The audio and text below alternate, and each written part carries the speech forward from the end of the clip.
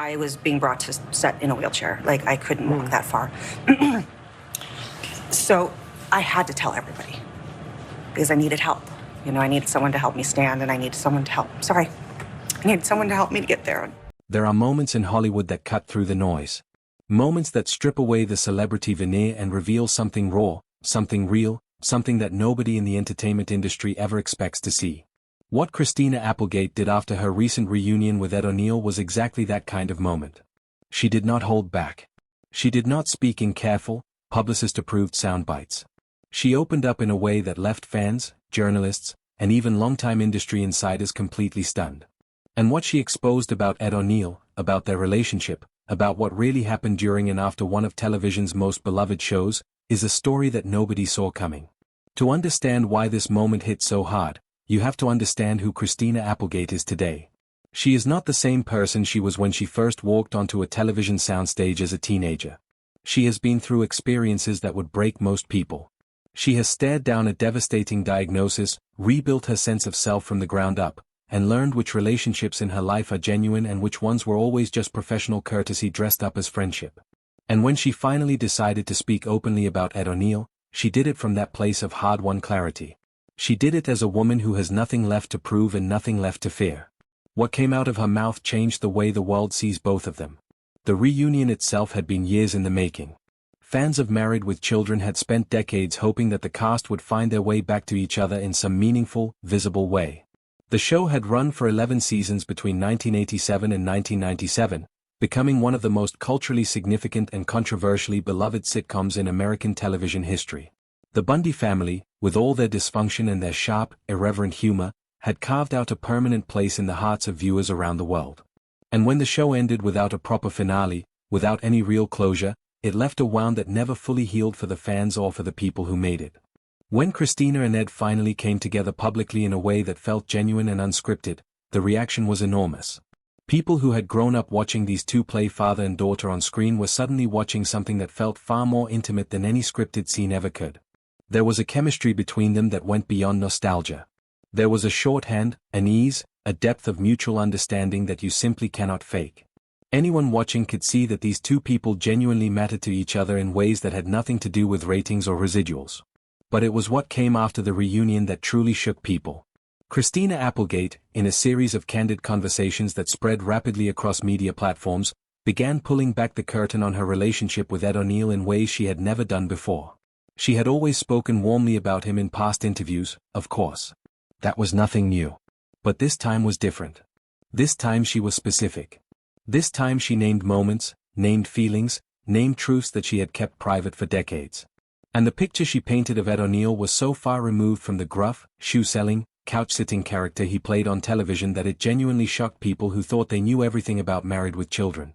She talked about the fact that Ed O'Neill had been, in every practical and emotional sense of the word, her protector. Not in a performative way. Not in the way that Hollywood people sometimes adopt younger talent as a career move. She talked about the quiet, consistent, entirely unglamorous work he did to make sure that she, as a 15-year-old girl thrust into one of the most provocative shows on network television, was never exploited, never overwhelmed, and never left to navigate the chaos of that environment alone. She described specific moments that had never been reported anywhere before. There were times on set when certain conversations would start heading in directions that were entirely inappropriate for someone her age. Ed would simply redirect them. Not dramatically, not in a way that created a scene, but effectively. He would shift the energy in the room before anyone else even registered that something had needed to be shifted. Christina said that for a long time, she did not fully understand what he was doing. It was only years later, with the perspective that adult life and hard experience provide, that she realized how deliberately and carefully he had been looking out for her all along. She also exposed something about Ed O'Neill that the public had genuinely never considered before. She talked about his emotional intelligence.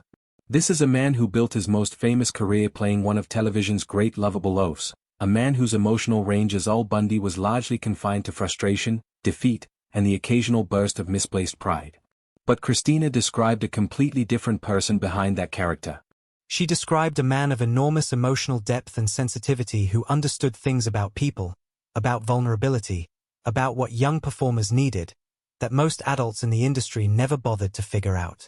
She talked about how Ed would notice when she was tired before she noticed it herself. How he would pick up on shifts in her mood during long shooting days and quietly adjust the energy around her without ever making her feel like a burden or a problem to be managed. In an industry that is notoriously indifferent to the emotional well-being of its younger performers, this kind of attentiveness was extraordinary.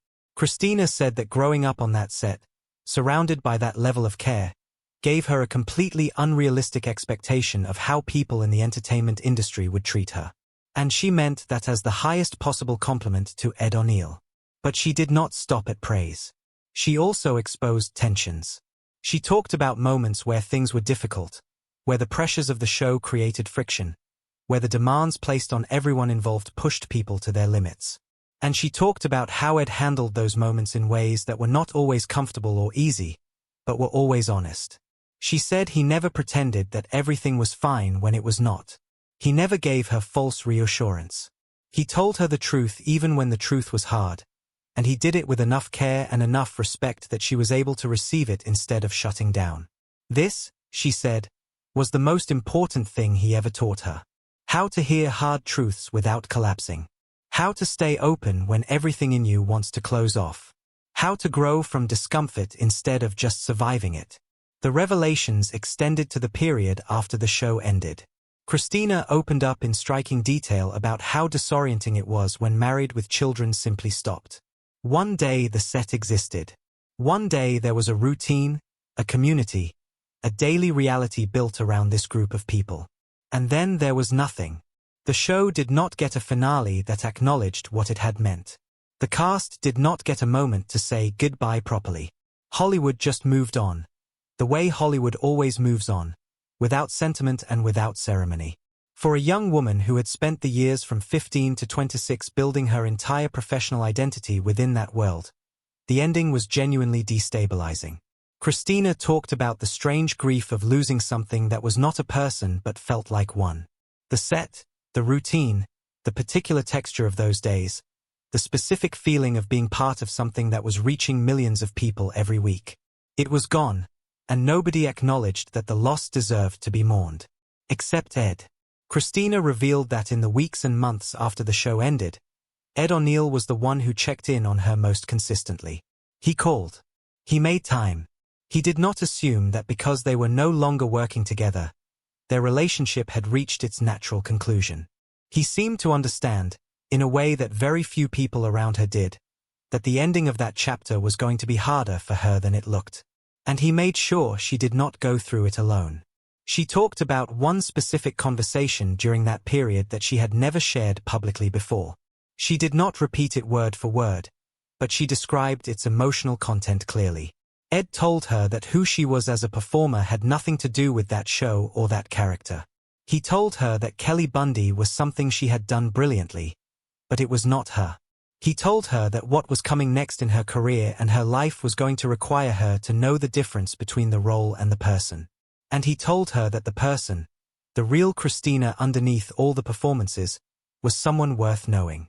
She said it was one of the most important things anyone had ever said to her. The diagnosis changed everything, and Christina was unflinching in how she connected that chapter of her life to her relationship with Ed.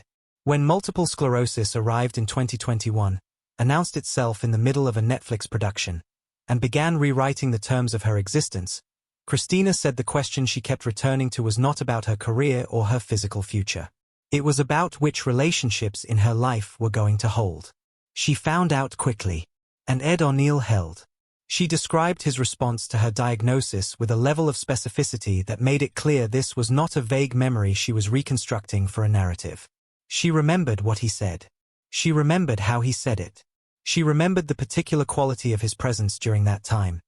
The way he communicated that her illness had not changed anything about how he saw her or what she meant to him.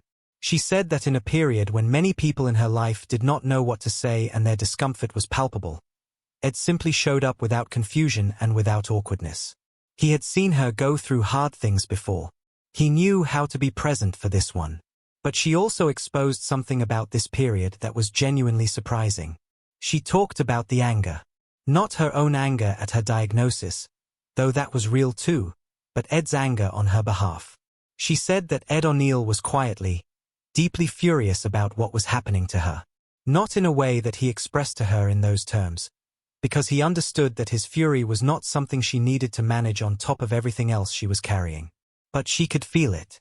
And she said that knowing someone was angry for her, angry that this was happening to someone they loved, was unexpectedly healing in a way she had not anticipated. It made her feel less alone in a way that sympathy could not. She also talked about what she called the performance of illness. The way that when you are publicly known and publicly unwell, there is enormous pressure to perform your experience in a way that is either inspirational or palatable to the people watching. She talked about the 2023 Emmy Awards, that extraordinary moment when she walked onto the stage with her cane and the entire room rose to their feet. She talked about standing in the middle of that wave of love and feeling two completely contradictory things simultaneously. She felt genuinely moved. She also felt, in some small but persistent corner of her mind, the weight of being a symbol for something she had not chosen. She used humor to get through that moment, as she always uses humor to get through impossible moments. The line she delivered about the crowd shaking her brain became one of the most memorable moments of the entire ceremony. But she talked honestly about what came after, about the quiet of later that night, about taking off the armor of performance and sitting with the reality of what her life had become. And she talked about Ed being part of that quiet too. She talked about how, in the private spaces around these very public moments, he continued to be exactly who he had always been for her. Not impressed by her bravery in a way that felt performative. Just present. Just consistent. Just the person who had known her since she was 15 and who, unlike almost everyone else in her life, could see the complete picture. What Christina ultimately exposed about Ed O'Neill was not a scandal. It was something rarer and more valuable in a culture that is always hungry for the next revelation. What she exposed was the complete portrait of a genuinely good person. And she did it with enough specificity and enough honesty that it could not be dismissed as celebrity sentiment or promotional warmth. She talked about his flaws too, because people without flaws are not real. She talked about moments when his protectiveness tipped into something that felt more like control. Moments when the same instinct to shield her from difficulty sometimes prevented her from learning things she needed to learn through her own experience. She described navigating that tension as part of growing up, as part of the process of becoming her own person within a relationship that had very real power dynamics built into it from the beginning.